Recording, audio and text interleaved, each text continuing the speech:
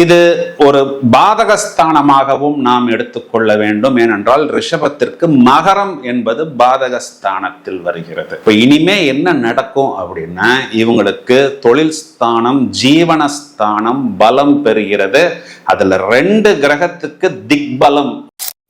இந்த இடம் விற்கணும், பூமி விற்கணும், அதன் மூலம் எங்களுக்கு ஆதாயம் வரணும், அந்த ஆதாயத்தை வைத்துத்தான் நான் கடனை அடைக்க முடியும், வயதை அனுசரித்து அதில் வரக்கூடிய லாபத்தை வைத்துத்தான் என்னுடைய குழந்தைகளுக்கோ இல்லை என்னுடைய லைஃப் பார்ட்னருக்கோ இல்லை என்னுடைய அம்மாக்கோ இல்லை என்னுடைய பிஸ்னஸ் பார்ட்னருக்கோ ஏதோ ஒரு ப்ளஸ் பாயிண்டை என்னால் கொடுக்க முடியும் அப்படின்னு யாரெல்லாம் காத்து கொண்டிருக்கிறார்களோ அவர்களுக்கெல்லாம் கோச்சாரத்தில் இதுதான் ஒரு ஜாக்பாட். அவர் என்ன பண்ணுவாருன்னா, நிறைய கடன்களை சுருக்கி விடுவார். அப்ப கேது என்ன பண்ண போறாரு, சுக்கிரனுடைய நட்சத்திரம், சுக்கிரன் உங்க ராசியாதிபதி. அப்போ உங்களுடைய வயதை அனுசரித்து சுக்கிரன் எந்த மாதிரி விஷயங்களில் நீங்கள் கொஞ்சம் சேட்டை செய்ய போறீர்கள். அது ஒரு நடுவயது நபரா இருந்தா அது காதல் போன்ற விஷயங்களை குறிகாட்டும். இல்ல வயதில் மூத்த நபர்களாக இருந்து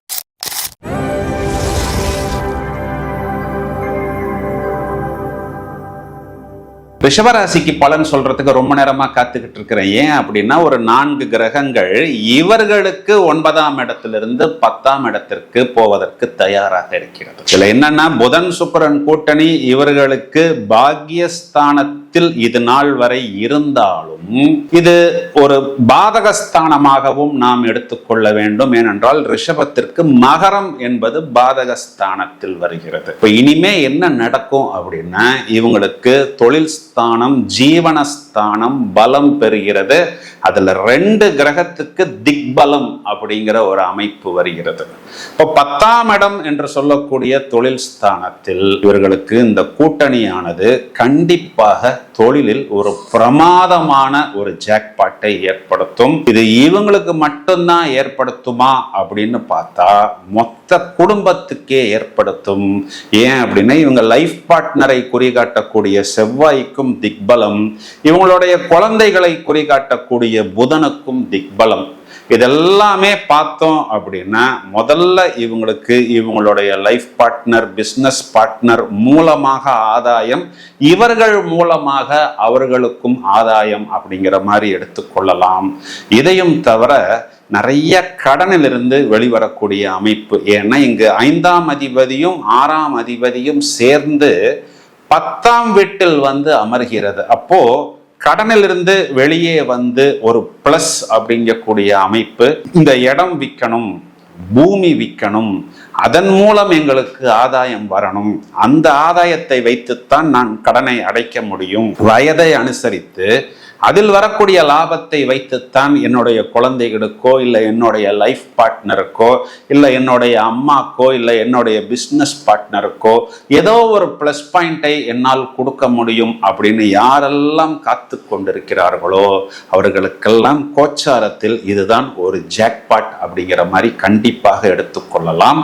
இதுல ராகு பகவான் என்ன பண்ண போறாரு அப்படின்னா, புதன் சுக்கிரன் கூட்டணியுடைய பவரை நன்றாக எடுத்துக்கொண்டு இவருக்கு திரிகோணத்தில் இருக்கக்கூடிய ரிஷபத்துக்குண்டான லாபாதிபதி குருவின் பலனையும் சேர்த்து வாங்கி கொள்கிறார். அப்போ தொழில்ல நிறைய வாடிக்கையாளர்கள் உங்களை நோக்கி விதவிதமான வாடிக்கையாளர்கள் வருவார்கள். புத்திசாலித்தனமாக நல்ல கிளையண்ட், நல்ல பே மாஸ்டர் யார் என்று நீங்கள் தான் தேர்வு செய்து கொள்ள வேண்டும். இதுல இன்னொரு விஷயம் என்னன்னா, கிளையண்ட் வரும் பொழுது அவங்களுக்கு சர்வீஸ் பண்ணக்கூடிய அளவுக்கு ப்ராடக்ட்டு, ஸ்டாக்கு, கான்செப்ட் இல்லைன்னா சர்வீஸ், இந்த மாதிரி அனைத்து விஷயங்களையும் நீங்கள் தான் வைத்து கொள்ள வேண்டும். ரொம்பவும் புத்திசாலித்தனமா பார்த்தோம் அப்படின்னா, இது ஒரு காலகட்டங்களில் நீங்க எடுக்கக்கூடிய அந்த ஆர்டர்ஸாக இருந்தாலும் சரி, இல்லை அந்த என்கொயரிஸாக இருந்தாலும் சரி, ஒரு ரொம்ப நாளைக்கு உங்களுக்கு ஒரு லாங் டேர்ம் பெனிஃபிட், லாபம் அப்படிங்கிறத ஏற்படுத்தும். ஏன் அப்படின்னா, இந்த கூட்டணி அமர்ந்திருக்கக்கூடிய ராசியாதிபதி சாட்டர்ன் உங்களுக்கு 11 லாபத்தில், அப்போ வீடு கொடுத்த கிரகம் உங்களுக்கு லாபத்தில், 10ஆம் வீட்டுக்கு குருவின் பார்வை. இப்போ இந்த சாட்டர்ன் அப்படின்னாவே ஒரு லாங் டேர்ம், இன்னைக்கு ஆரம்பிச்சோம் நாளைக்கு முடிச்சோம் அப்படிங்கிற மாதிரி இல்லாமல் ஒரு தொலைநோக்கு பார்வை எல்லா விஷயத்திலும். குறிப்பா இந்த மீடியா சம்பந்தப்பட்ட, ஊடகம் சம்பந்தப்பட்ட, இந்த ராசியாதிபதி சுக்கிரனுக்கு உண்டான interior decoration, fashion design, modelling, yoga, இந்த மாதிரி துறைகள்ல இருக்கக்கூடிய நபர்கள்லாம் பிரமாதமாக புத்திசாலித்தனத்தையும் வெளிப்படுத்துவார்கள். அவர்களுடைய பொலிவு, அந்த கிரேஸ், அந்த ஒரு எனர்ஜி, இதன் மூலம் பலரை தங்கள் பக்கம் ஈர்க்கக்கூடிய அமைப்பு என்பது இவர்களுக்கு ஏற்படும். இந்த பக்கத்துல எனக்கு கவர்மெண்ட்ல இருந்து ஆர்டர் வரணும், எனக்கு அரசாங்கத்திலேருந்து ஒரு பேமெண்ட் வரணும், அது வந்தால் தான் என் ப்ராடக்டோ என் கான்செப்டோ இன்னைக்கு எடுபடும் அப்படின்னு யாரெல்லாம் ஏங்கி கொண்டிருக்கிறார்களோ அவர்களுக்கு கதவு திறக்கும். இதில் குறிப்பாக பார்த்தோம்னா February 17, 18 தேதியிலலாம் இவர்களுக்கு இந்த கூட்டணியில் 6 கிரகங்கள் இருக்கும். அப்போ 10ஆம் வீடு தொழில் ஸ்தானத்தில் திரும்பவும் 6 கிரகம்லாம் எப்போ வரும்லாம் சொல்ல முடியாது. ஏன்னா சந்திரன் இது காலகட்டங்களில் இங்கே வரும்பொழுது இவங்களுக்கு குறிப்பா இவங்களுடைய சகோதரம் சம்பந்தப்பட்ட விஷயமாக இருந்தாலும், இடம் பூமி சம்பந்தப்பட்ட விஷயமாக இருந்தாலும், இல்ல வெளிநாட்டு பயணமாக இருந்தாலும் சரி, அது ஒரு ஆதாயம் அப்படிங்கிற மாதிரி எடுத்துக்கொள்ளலாம். இதையும் தவிர இவர்களுக்கு 4ஆம் இடத்தில் இருக்கக்கூடிய கேது இவர்களுடைய ராசியாதிபதி நட்சத்திரத்தில் இருப்பதனால் அவர் என்ன பண்ணுவாருன்னா நிறைய கடன்களை சுருக்கி விடுவார். அப்ப கேது என்ன பண்ண போறாரு, சுக்கிரனுடைய நட்சத்திரம், சுக்கிரன் உங்க ராசியாதிபதி. அப்போ உங்களுடைய வயதை அனுசரித்து சுக்கிரன் எந்த மாதிரி விஷயங்களில் நீங்கள் கொஞ்சம் சேட்டை செய்ய போறீர்கள். அது ஒரு நடுவயது நபரா இருந்தா அது காதல் போன்ற விஷயங்களை குறிகாட்டும். இல்ல வயதில் மூத்த நபர்களாக இருந்தால், ஏன்னா இங்க சுக்கிரன் 6ஆம் வீடுங்கிறதுனால கடன் சம்பந்தப்பட்ட விஷயம், இல்ல பினான்சியல் முதலீடு சம்பந்தப்பட்ட விஷயம், இல்லைன்னா இந்த நல்ல உணவு சம்பந்தப்பட்ட விஷயம், இதுல இருக்கக்கூடிய தேவையில்லாத டிஸ்டர்பன்ஸ் எல்லாம் உங்களுக்கு இந்த சுக்கிரன் அப்படிங்கிறவர் கட் பண்ணி விடுவார். இதனால நிறைய unwanted expenses, negative expenses, disturbances எல்லாம் உங்களுக்கு ஒரு தெளிவு ஏற்பட்டு ஒரு பாசிட்டிவ் வைப்ரேஷனுடன் மேலும் கண்டிப்பாக முன்னேற முடியும் அப்படிங்கிறது தான் நிதர்சனமான உண்மை. அதாவது இது நாள் வரை உங்களுக்கு பாதகஸ்தானத்தில் எவ்வளவோ கிரகங்கள் உங்களை போட்டு வறுத்தெடுத்து கொண்டிருந்தது. ஆனால் இனி அதற்கு வாய்ப்பில்லை. ஏனென்றால் இதெல்லாமே உங்களுக்கு தொழில் ஸ்தானத்தில் தான் அமர்கிறது. ரிஷபராசி சகோதரிகளை எடுத்துக்கிட்டோம்னா, கணவனை குறிகாட்டக்கூடிய செவ்வாய்க்கு திக்பலம், குருவின் பார்வை, இதற்கு குரு மங்கள யோகம் அப்படின்னு பேரு. அப்போ கணவனால் மங்களம் அப்படிங்கிற ஒரு அமைப்பு கண்டிப்பாக ஏற்படும். ரிஷபராசியில் இருக்கக்கூடிய சீனியர் சிட்டிசன்ஸை நாம் எடுத்துக்கொண்டால், இவர்களுக்கு 10ஆம் வீட்டில் இருக்கக்கூடிய கிரகங்கள் கண்டிப்பாக இவர்கள் எந்த விஷயத்தை நடத்த வேண்டும் என்று நினைக்கிறார்களோ அதற்குண்டான ஒரு பலத்தை ஏற்படுத்தி கொடுக்கும். அதற்குண்டான சந்தர்ப்பம், சூழ்நிலை இப்போ உங்களுடைய ஆம்பியன்ஸை பொறுத்து நீங்கள் ஏதாவது ஒன்று விற்கணும், செட்டில் பண்ணணும், இல்லை ட்ரீட்மெண்ட் எடுத்துக்கொள்ளணும், இல்லை வம்பு வழக்கிலிருந்து வெளியில வரணும் அப்படின்னா கோச்சாரத்தில் இது ஒரு கோல்டன் பீரியட்.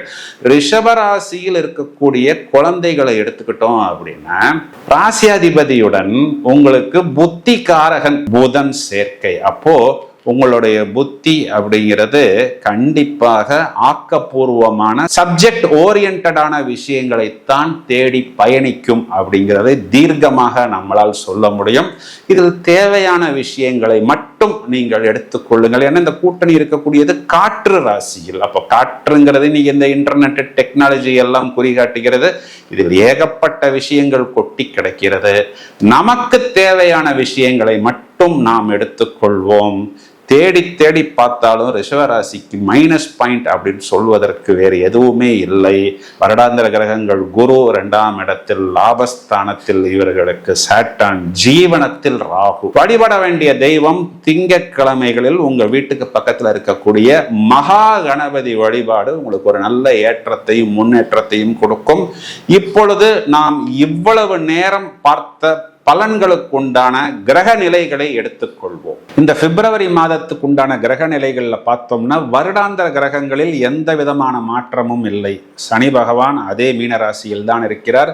மிதுன ராசி மண்டலத்தில் குரு பகவான் வக்ரம், கும்பராசியில் ராகு பகவான் குருவின் பார்வையிலும், கேது பகவான் சிம்ம ராசியிலும் இருக்கிறார்கள். ஒரு 4 கிரகங்கள் வரிசையாக மகர ராசியிலிருந்து கும்பராசி மண்டலத்துக்கு சஞ்சாரம் செய்ய போகிறார்கள். பிப்ரவரி 4 புதன், பிப்ரவரி 6 வீனஸ் என்கிற சுக்கிரன், பிப்ரவரி 13 சூரியன் மாசி மாதத்தில் கும்பராசியில் சஞ்சாரம் செய்ய போகிறார். பிப்ரவரி 23 மார்ஸ் என்று சொல்லக்கூடிய செவ்வாய் என்கிற அங்காரகன் இவரும் இதே கும்பராசியில் சஞ்சாரம் செய்ய போகிறார். நடுவுல பார்த்தோம்னா சந்திரன் பிப்ரவரி 2nd வீக் இந்த ராசியில் டிரான்சிட் பண்ணும் பொழுது கிட்டத்தட்ட 6 கிரகங்கள் கும்பராசி மண்டலத்தில் குருவின் பார்வையில்.